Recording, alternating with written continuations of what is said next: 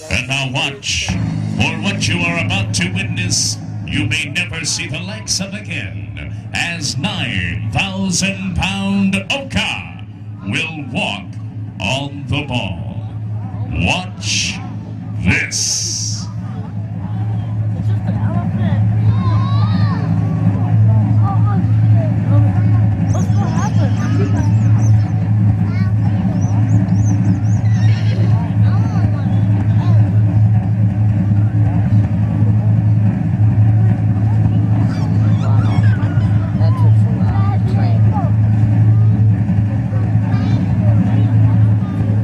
How about that? Yeah. How about that?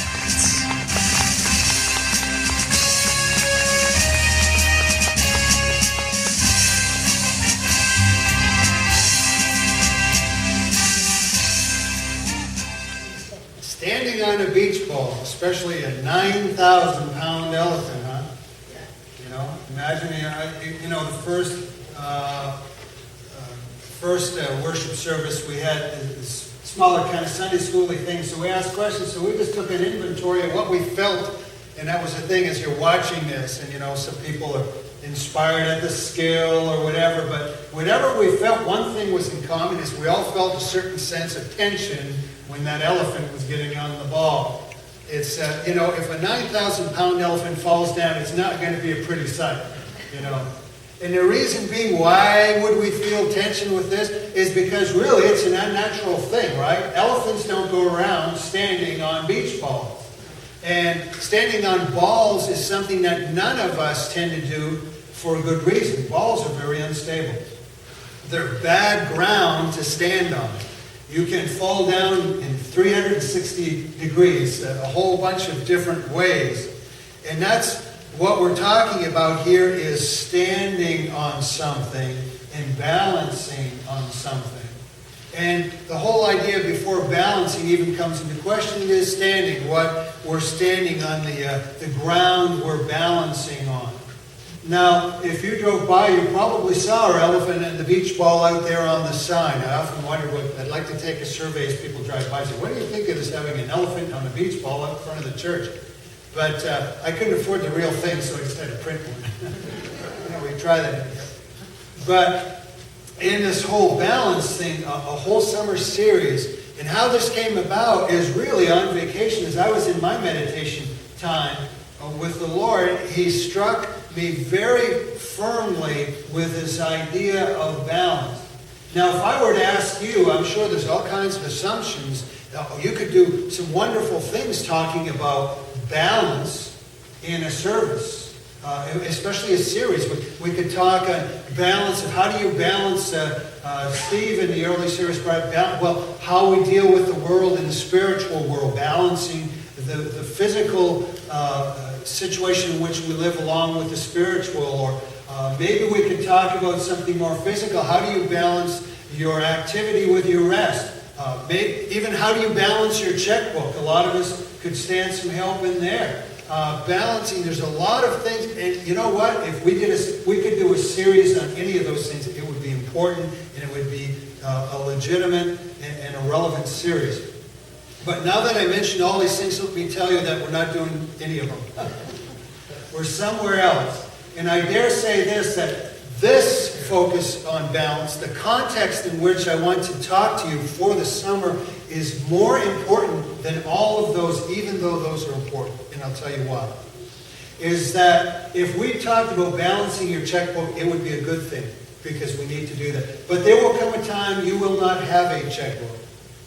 There will come a time that you won't have a physical body to balance with rest.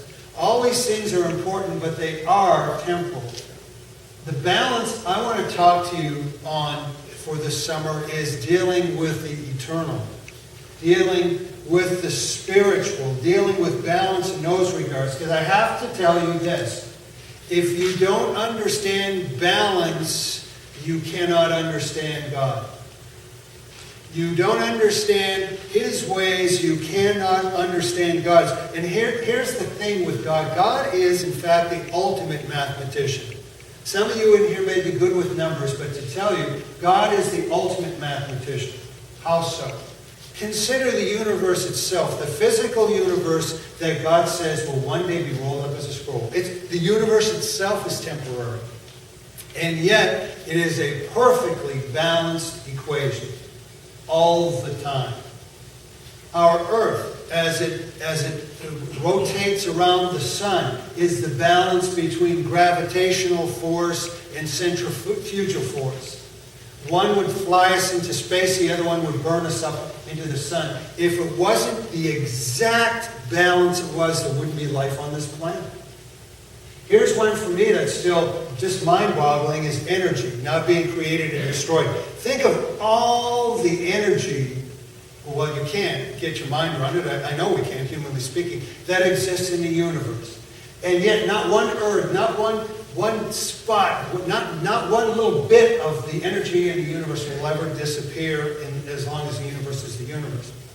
It is perfectly balanced. For example, consider if you leave here today and you step on your gas pedal and your car starts moving and it's moving with kinetic force. And some of you move with more kinetic force than others. That's where policemen give you tickets. But there you go, you're moving along in this momentum, physically moving, and a deer jumps out in front of your car and you slam on your brakes. The kinetic energy isn't destroyed, it's merely transferred. It transfers to your brakes slam shut and they heat up. Kinetic energy becomes thermal energy. It's a perfect balance. The universe is a perfect balance. Now, if God takes this physical universe and he says it's just here for a while and then he's going to do away with it, as it is anyway, if he makes this a perfect balance, would he do any less for the eternal things, for the spiritual laws that he sets down? They too are in perfect balance. If you were to take and do a broad study, a broad survey of your Bible, what you would find is the Bible is just this orchestration of point and counterpoint. Point and counterpoint. Not conflicting, but complementary. Well, in what way? Well, for example, some things that you know. You know that the Scripture says God is love. But the Bible also says God is justice, and he'll mete out punishment. The Bible tells us that we have free will. And yet the Bible tells us God is completely in control of everything. The Bible tells us that God predestines things in our lives. And yet we have personal accountability. All these things do not conflict. They are simply in balance with each other. They're in balance. To understand the balances means understanding God. To not understand the balance is to not understand God. Now I want you to do something. I want you to just do an inventory in your head of any church maybe you know personally that's off track. Or maybe some cult, if I were to mention it was an offshoot of a legitimate church. And think of those, just a little quick inventory in your head. And if you do, I guarantee whatever you were thinking about, whatever that organization was, balance, or more properly, imbalance was a key issue for them falling off track. There were times I would say this church wasn't completely on track in certain things. And you know why? When we weren't, it was balance. Something was out of balance. Balance in the spiritual side, balance in how you understand, balance in your life is crucial because you cannot truly experience God without it.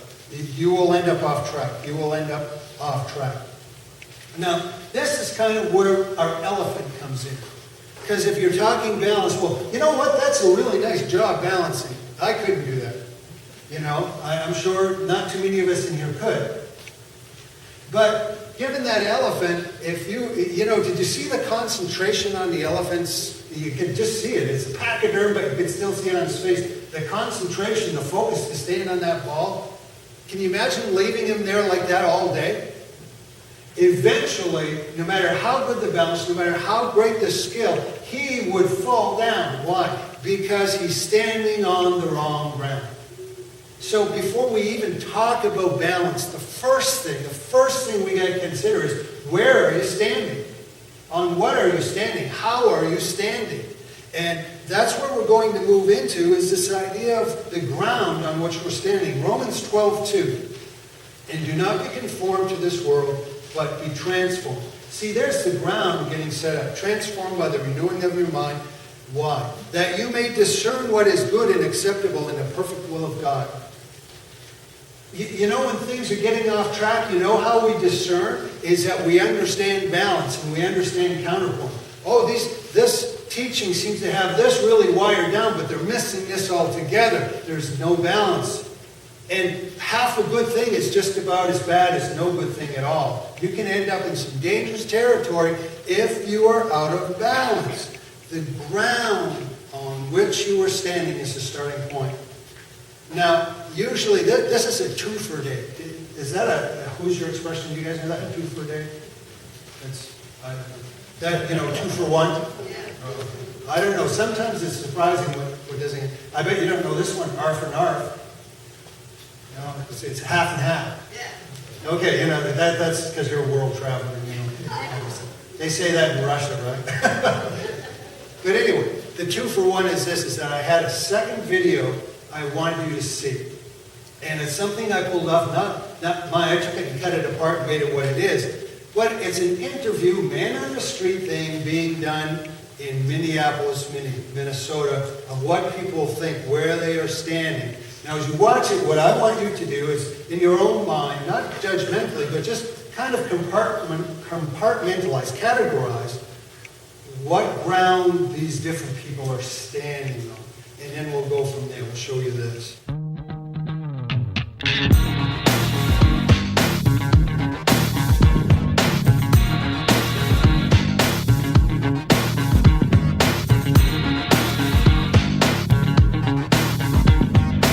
I'm more spiritual than religious. Oh yeah, for sure. I definitely do. Religious, yeah. Yes. From the bottom of my feet to the top of my head. No.